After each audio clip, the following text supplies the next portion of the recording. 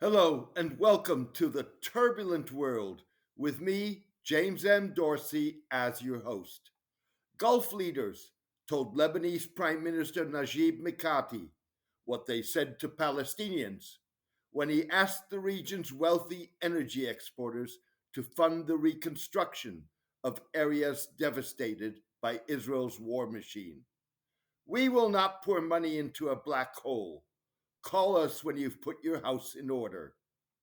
Speaking earlier this month at a summit of Arab and Muslim leaders, Mr. Mikati put Lebanon's war losses at $8.5 billion. That includes Israel's destruction of 100,000 homes and substantial impacts on health, education, and agriculture, according to the World Bank. The Gulf leaders advised Mr. Mikati on the sidelines of the summit that Lebanon would need to elect a new president and implement reforms to secure funding. The leaders are likely to reiterate their position at a Gulf summit in Kuwait this weekend. Saudi Arabia is pushing the Lebanese to strengthen institutions, an Arab diplomat said. The Gulf states see Iran backed Hezbollah's military setbacks and post war vulnerability as an opportunity to further reduce the group and Iran's influence in Lebanon. What good is it if the Gulf people return with their money, while Iran returns with its weapons and ability to impose its authority? Asked Al Arab, a London based Qatari funded newspaper. Iran funded half of the $400 million cost of reconstruction of the southern suburbs of Beirut after the 2006 Lebanon War. This time around, the cost of rebuilding Lebanon is likely to be a multiple of the total $3.6 billion bill in 2006. Visiting Beirut for talks with Lebanese and Hezbollah officials, Ali Larijani, a close aide of Iranian Supreme Leader Ali Khamenei, suggested Iran would do what it takes to contribute to Lebanese reconstruction. Pre landing planes heading to Beirut's airport in Amman for inspection? No problem. Pre docking ships en route to Beirut port in Dubai for the same purpose? No problem either. The important thing is that Tehran has a financial foothold here on the day after the war, Mr. Larijani was quoted as saying. Middle East scholar Yazid Sayegh said it was unclear whether Hezbollah would be able to bring Iranian funds into Lebanon, let alone sufficient money to rebuild shops, businesses, and livelihoods. This week's ceasefire could depend on Western and Gulf states' ability to strike a balance between using aid to push Lebanon towards reform and ensuring the government and the army have what it takes to implement the ceasefire and reforms. Lebanese Army Chief Joseph Aoun insisted that he would have to recruit and train at least an additional 6,000 troops to implement the ceasefire without withdrawing troops from areas bordering Syria. Iranian shipments to Lebanon often traverse Syria. The ceasefire obliges the military to take control of South Lebanon together with United Nations peacekeepers, dismantle Hezbollah's infrastructure in the area, prevent the group from importing weapons by land and sea, primarily from Iran and Syria, and work towards disarming Hezbollah and other militias in line with United Nations Security Council Resolution 1559.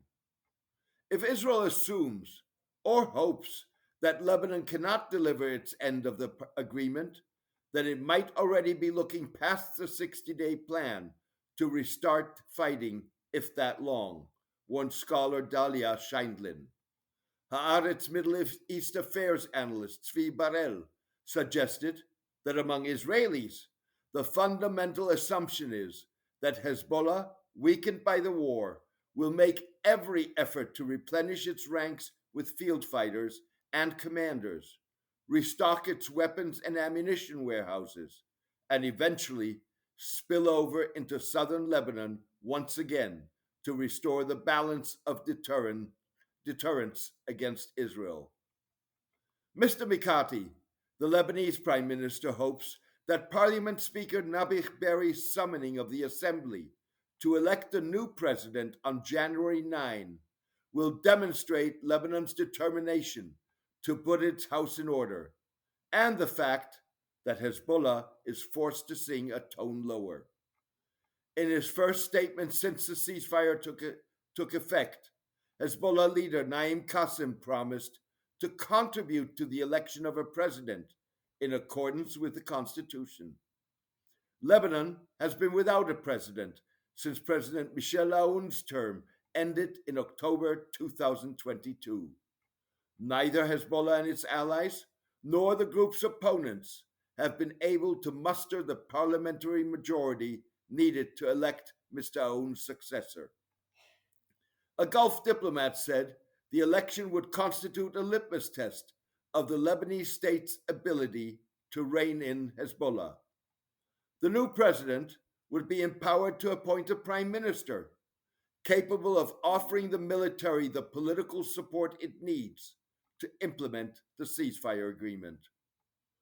Although entrusted by Hezbollah to negotiate the ceasefire on the group's behalf, Speaker Berri, who heads Amal, Hezbollah's main Shiite political rival, stands to be a main beneficiary of the political fallout of a war that was started by Hezbollah last year, a day after Hamas's October 7 attack on Israel.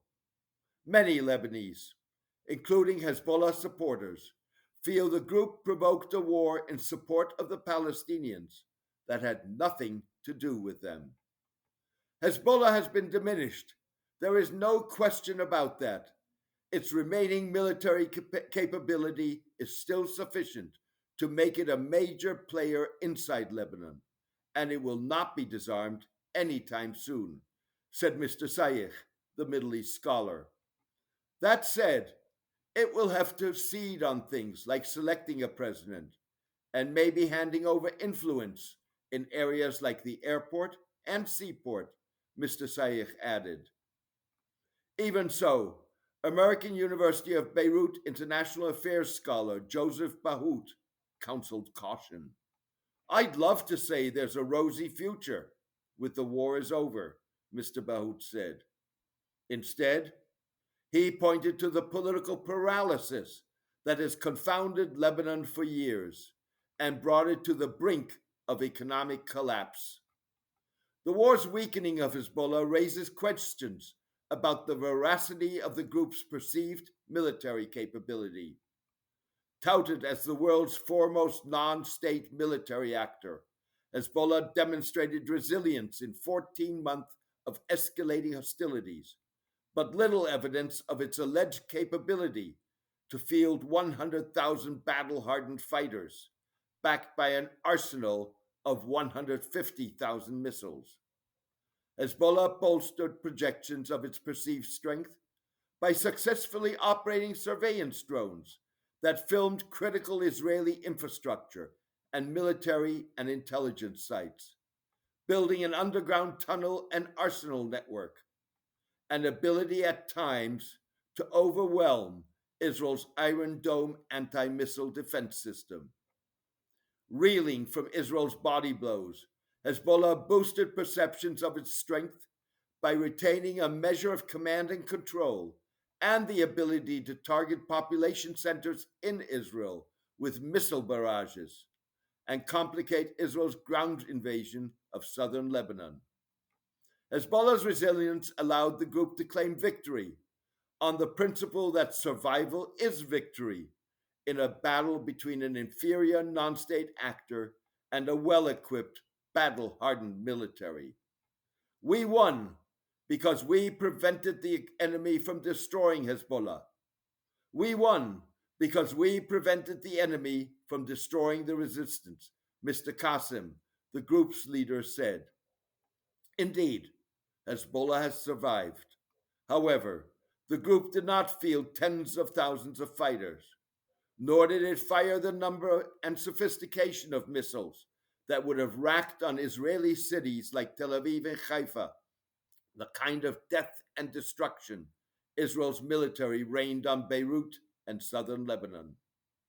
Hezbollah fooled the Lebanese, itself, and the public by exaggerating its strength. Now, the Lebanese should not fool themselves by believing Hezbollah has been defeated in the war with Israel, an Arab diplomat cautioned. Like in Gaza, Israel would have wanted to destroy Hezbollah militarily and politically. But in contrast to Hamas in Gaza, destroying Hezbollah was not a sine qua non. Israel will have achieved its primary war goals if Hezbollah adheres to the ceasefire, withdraws militarily from southern Lebanon, and security is restored on Israel's northern border. Even so, survival may not be good enough to justify Hezbollah's continued existence as an extra-statal military force in Lebanon. Basing its claims on forcing Israel to end in 2000 its 18-year occupation of southern Lebanon, Hezbollah insisted that retaining its military wing would allow it to protect Lebanon against Israeli incursions. Israel shattered that myth in the latest round of fighting. That was not the message of Hezbollah supporters, waving the group's flag as the ceasefire took effect in the ravaged southern suburbs of Beirut, or returning to devastated homes in towns and villages in southern Lebanon that have no water and electricity. Their message was one of defiance. We are still standing. Speaking to reporters in a damaged sports stadium in Bint Jbeil, a town with Israeli troops on its outskirts, barely a kilometer from the Lebanese-Israeli border, Hezbollah Member of Parliament Hassan Fadlallah asserted, "Today we come to announce from Bint Jbeil, and with confidence, that we have won over the Israel killing machine."